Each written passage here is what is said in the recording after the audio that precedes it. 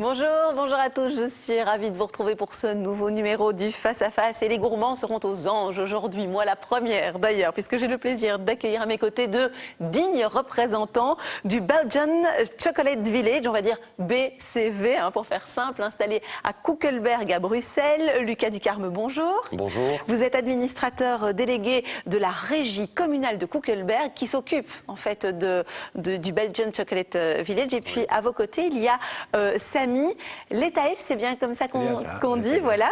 Et vous êtes artisan chocolatier. Tout à fait. Donc, merci à tous les deux d'être venus nous voir ici au Face à Face. Alors, de quoi s'agit-il exactement ce BCV? C'est même plus qu'un musée du chocolat, j'ai envie de vous dire. C'est vrai qu'on nous pose souvent la question, tiens, ce V de Village, pourquoi? Quand on arrive dans notre musée interactif, le visiteur peut en fait découvrir la plante, il peut découvrir le cacaoyer dans notre serre tropicale, il peut découvrir notre parcours scénographique qui raconte l'histoire de la production, de la découverte du cacao, des cacaoyers, de la consommation du chocolat et du cacao au travers des siècles, des derniers siècles. Et puis il peut aussi traverser un atelier chocolat. Notre atelier chocolat est vraiment intégré dans le parcours scénographique et donc vous découvrez toutes ces facettes du cacao.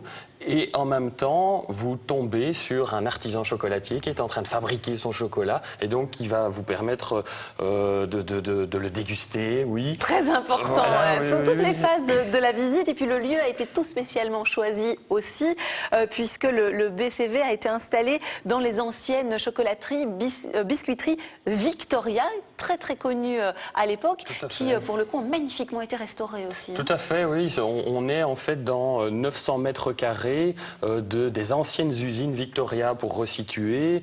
À côté de la basilique de Koekelberg. Exactement. Ouais. Et donc au milieu des années 50, Victoria, c'était face à Meurice, Jacques, Côte d'Or.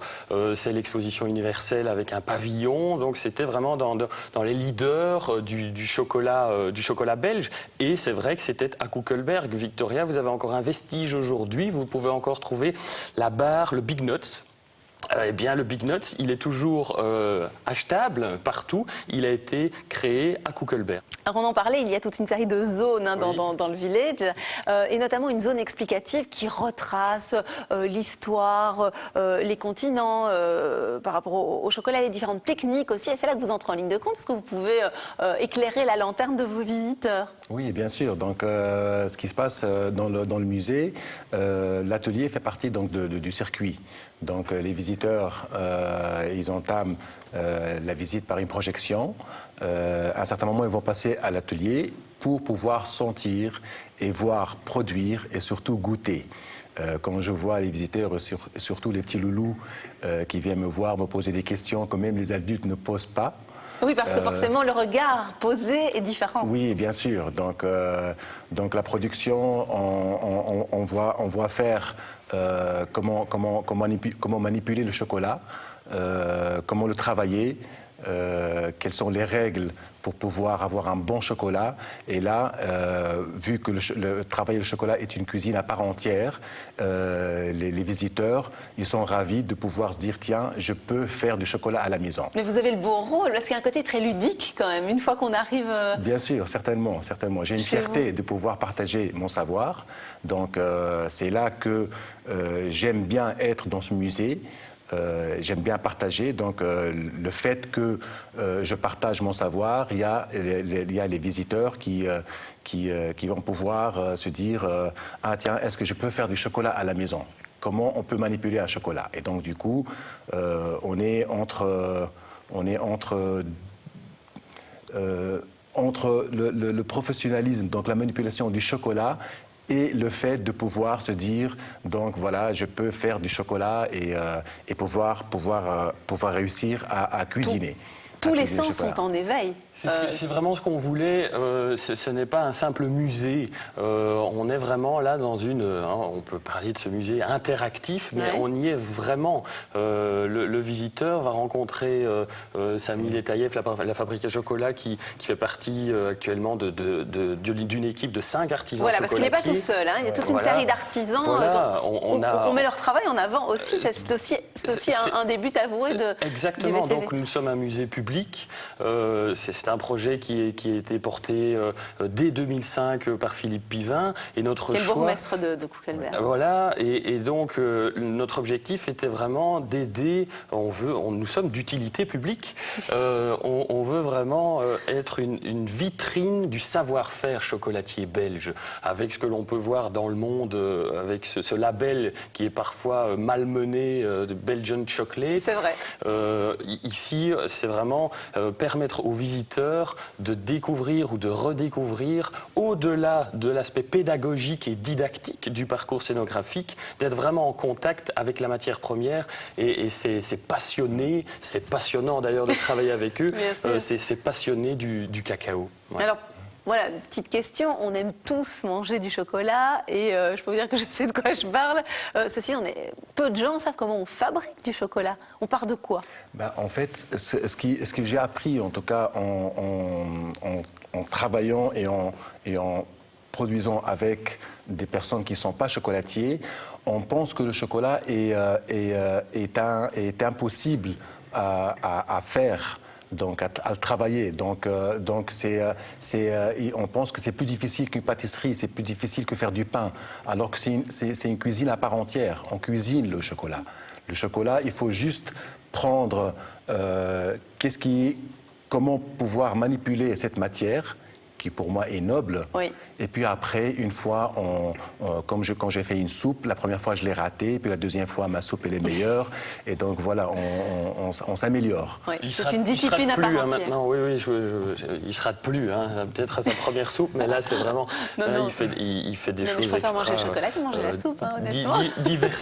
C'est diversifié. C'est vrai qu'il y a une recherche comme ça. Moi, évidemment, on se voit régulièrement, comme d'autres, et il y a chaque fois des choses différentes qui sont là à la découverte du visiteur. Alors le chocolat, et c'est mondialement reconnu, possède tout un tas de vertus multiples. Faites-nous déculpabiliser un petit peu, donnez-nous des bonnes raisons de manger du chocolat. C'est le bon cholestérol. Voilà, c'est le bon cholestérol. On a dans notre parcours, justement, dans ce parcours pédagogique, didactique, là, entre parenthèses, avec un commentaire pour adultes, et nous avons aussi un commentaire pour enfants. Avec des audiophones. Pour les familles, c'est ça, c'est un audio guide. Oui. Donc vous êtes en famille avec vos enfants, vous suivez le parcours et eux le suivent à leur niveau. Oui.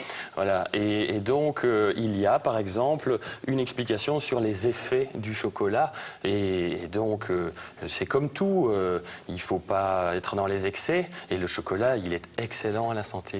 Oui, il faut venir le découvrir. Autre lieu phare du BCV, la serre tropicale. On en a dit un petit mot. Alors, ça veut dire qu'au sein même du musée, on retrouve un arbre au chocolat, un cacaoyer, un bananier, des curcumas. C'est tropical, quoi. Ah, c'est une serre tropicale, donc c'est 80% d'humidité et entre 25 et 28 degrés Celsius en permanence. Donc ça a été en effet un challenge. Un truc de dingue. Exact. On espère avoir la première cabosse bruxelloise. On serait évidemment fiers pour Bruxelles et pour la Belgique de pouvoir avoir des cabosses. On a effectivement 3 cacaoyers dans cette serre. On a aussi un certain nombre d'épices qui sont utilisées par des artisans chocolatiers. Donc là, à nouveau, ça permet un lien pédagogique, oui, mais d'une toute belle découverte où vous pouvez, dans votre visite, rencontrer un artisan chocolatier qui est en train de vous expliquer le chocolat qu'il est en train de réaliser avec telle épice. Eh bien, il peut vous prendre par le bras et aller dans la serre, vous montrer le cacaoyer et les différentes épices qu'il a intégrées dans sa recette du jour. Alors, après avoir fait ce parcours, après avoir humé la bonne odeur du chocolat, on peut donc le déguster sous toutes ses formes. Et vous avez aussi prévu un salon de dégustation. On peut emporter, mais pas seulement. On peut aussi, pour ceux qui ne peuvent pas attendre, manger, consommer sur place. On a le salon Belle Époque, donc on l'a dit, hein, on est dans les anciennes usines Victoria. Ouais. Les 900 mètres carrés du BCV ont repris une partie des bureaux. Donc vous montez à l'étage et vous êtes dans les bureaux de la direction de Victoria. Et on a restauré, on n'a pas touché, on a restauré. On a d'ailleurs des fresques ornementales magnifiques qui sondent donc l'environnement pour déguster et découvrir les produits des artisans chocolatiers belges, dont ceux de Samuel Quels sont ces Taïef. produits? Que peut-on savourer? Parce que le chocolat, on peut le trouver sous toutes ses formes. Ben, on peut goûter du chocolat sucré, comme on peut goûter du chocolat salé.